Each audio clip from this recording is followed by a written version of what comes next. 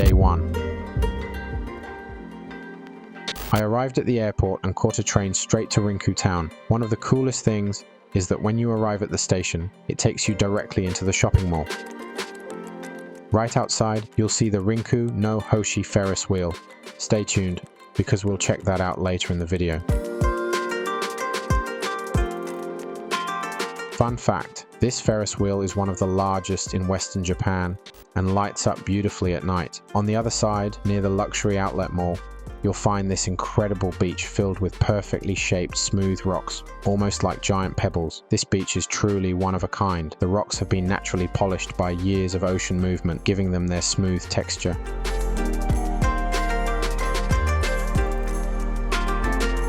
There's a trail you can follow to the fishing docks that takes you through trees and peaceful pathways. In the opposite direction, there's a long walkway along the ocean lined with cafes. This path leads to some amazing photo spots. I'll show you those later in the video. Along the walkway is a cafe called Snow Peak. Snow Peak is actually a famous Japanese outdoor and camping brand, and their cafes are designed to blend nature with modern design. The meals and coffee here are amazing. I'll show you more soon, so stay tuned. Back at the rocks and crystal clear water, I just had to show you more of this spot because it's such a spectacular scene and the perfect place to unwind. You can see people spreading love by creating heart shapes with the rocks. Seeing this gave me hope for better days ahead. As I sat near the water, a small boy threw a rock into the ocean, reminding me of how free I felt as a kid. I also want to show you one of the rocks up close. You can see crystals inside them and they're incredibly smooth and shiny. Day 2. I headed into the shopping mall and grabbed a Emos burger. It's basically the Japanese version of McDonald's, but honestly, better. Emos burger focuses on fresh ingredients and was founded in Japan in the 1970s. I also got myself a matcha ice cream, which was amazing. You'll notice free Japanese Wi-Fi posted on the mall walls. You can connect and upload videos easily. It's super convenient and fast. Japan has Wi-Fi spots like this everywhere, and it's a lifesaver for travelers. Next, I stopped by GU to grab a t-shirt. I'll show you that later, and then headed to the Ferris wheel. This Ferris wheel gives you a full 360-degree view of Rinku Town, the shopping mall, and the city. I definitely recommend it if you're visiting.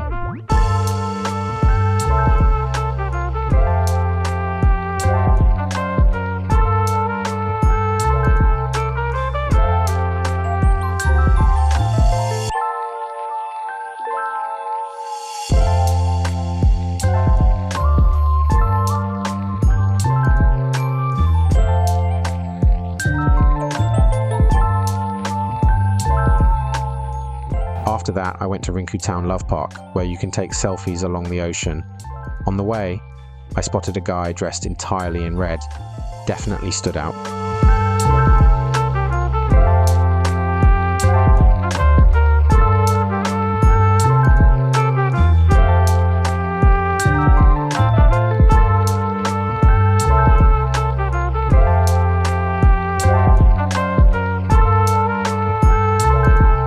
After taking photos at the park, I headed back into the mall for a meal.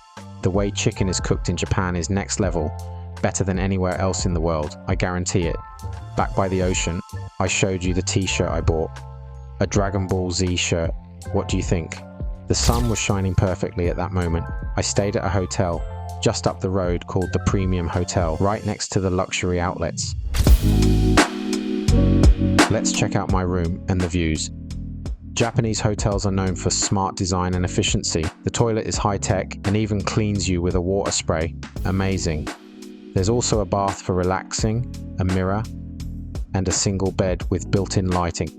There's a dining area where you can't wear slippers. In Japan, it's customary to remove your shoes indoors to keep floors clean. You'll also notice a small table. In Japan, people often sit on the floor with their legs crossed to enjoy tea or a meal while watching TV.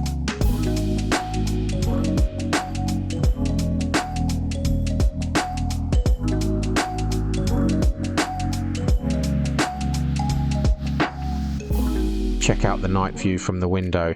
You can see the Ferris wheel glowing in the distance.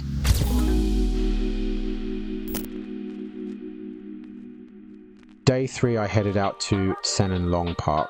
I walked from Rinku Town and along the way past fishing docks with colourful artwork along the walls. Fishing is a huge part of life in coastal Japan, and these docks are still actively used by locals. There's a large bridge with impressive architecture, and you can see Rinku Town in the distance.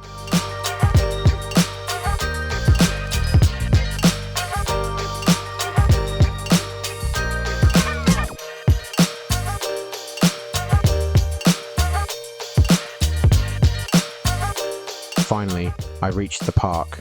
You'll see more artwork on the walls and another rock heart. I stopped at a vending machine and grabbed a caramel latte. Vending machines are everywhere in Japan, with over 5 million across the country. Here's a shot of all the plants in the area. Japan puts a lot of effort into keeping public spaces green and well maintained.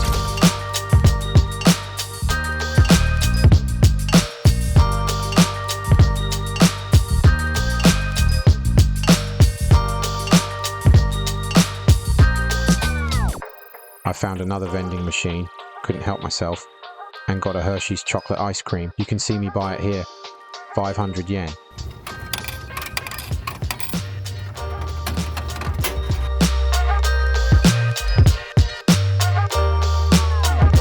Back along the beach, I captured some people playing sports and enjoying the open space.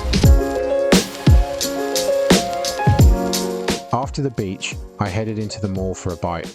I had coffee, eggs on toast, and finished with a matcha cake.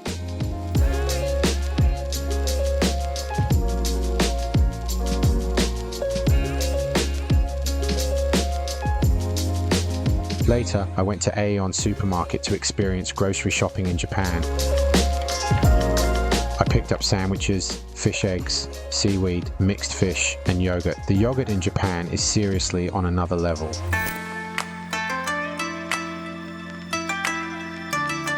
Day 4, I visited the Izumisano Gyokyo Aozora Fishery Cooperative Market, a local fish market known for ultra-fresh seafood straight from Osaka Bay. I grabbed more fish eggs and ate them by the water. Doesn't get fresher than that. Later, I stopped by a London-style cafe near the hotel and train station and had a croissant with spinach and cheese.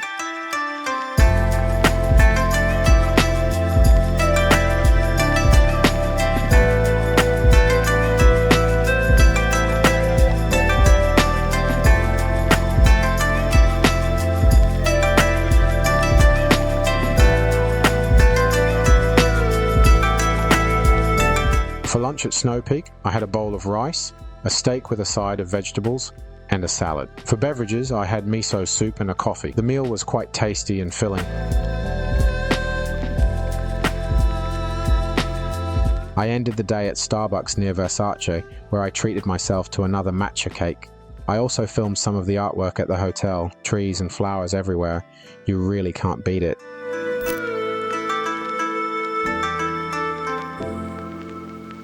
Day 5, I went back to Snow Peak for steak and coffee.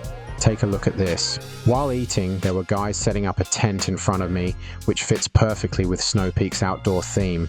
I then headed to Yamada Denki, a massive electronics store. It's basically tech heaven. I bought a USB to back up my media. After that, I found some Pocky in the mall and went to McDonald's with it, ordering a caramel latte. For dinner, I finished the day with bagel burgers and tea.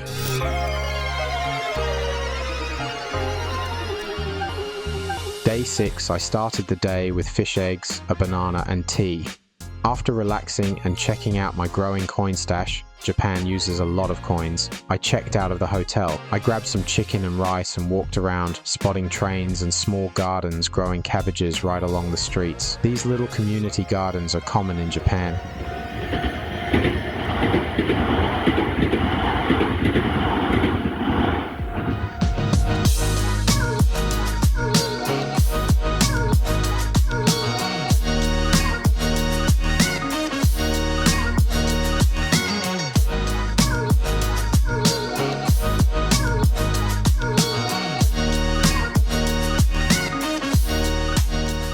I stopped for another matcha ice cream, then went for a walk and found a shrine.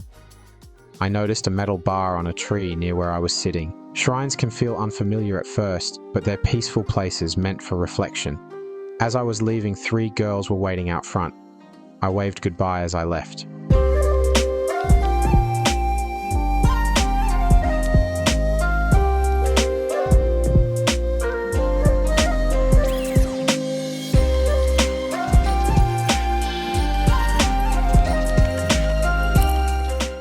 Day 7. I started the day at Versace Starbucks with a coffee.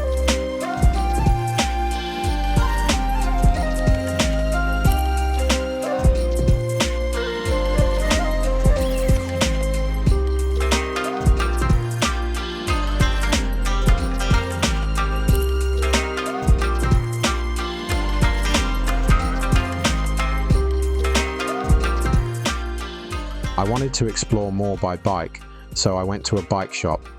They didn't do rentals but referred me to Shizuraketo Club, a tennis club where I could hire one. I met a very kind and helpful lady who set me up with a bike, and I was on my way.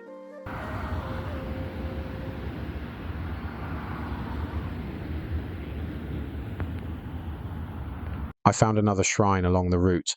Shrine etiquette was still new to me.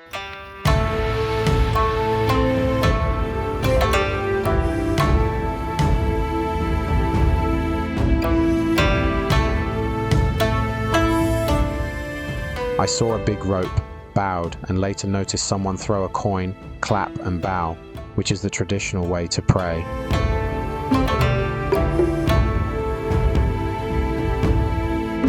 After that, I came across a store with no staff, just computers and cameras. You grab your food and pay at a self-checkout. These unmanned stores are becoming more common in Japan and rely heavily on trust and technology. The food was well priced, and I stocked up on meals.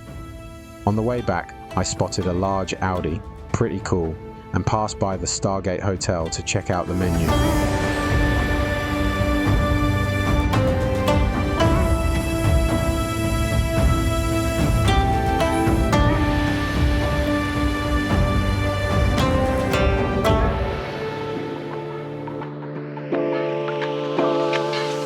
Day 8, I backed up all my footage using the USB I bought from Yamada and had a relaxed editing day. I also went back to Yamada to buy a charger because my power outlets didn't fit Japanese plugs. Later, I stopped by Casio to check out the watches. Some were similar to mine, though not quite as exclusive. I grabbed a Starbucks and stopped by Gap to buy some socks.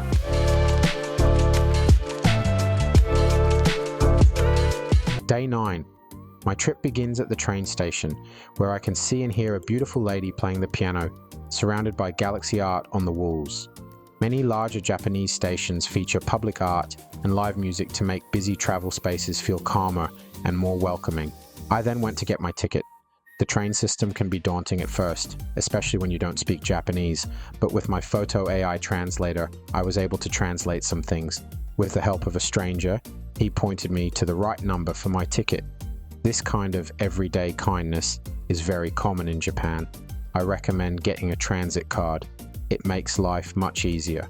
You just tap on and go in the direction you want, and the fare is automatically calculated.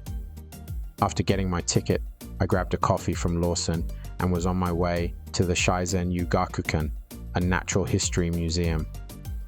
Convenience stores like Lawson are famous in Japan for their surprisingly good food and drinks, and they're often open 24/7.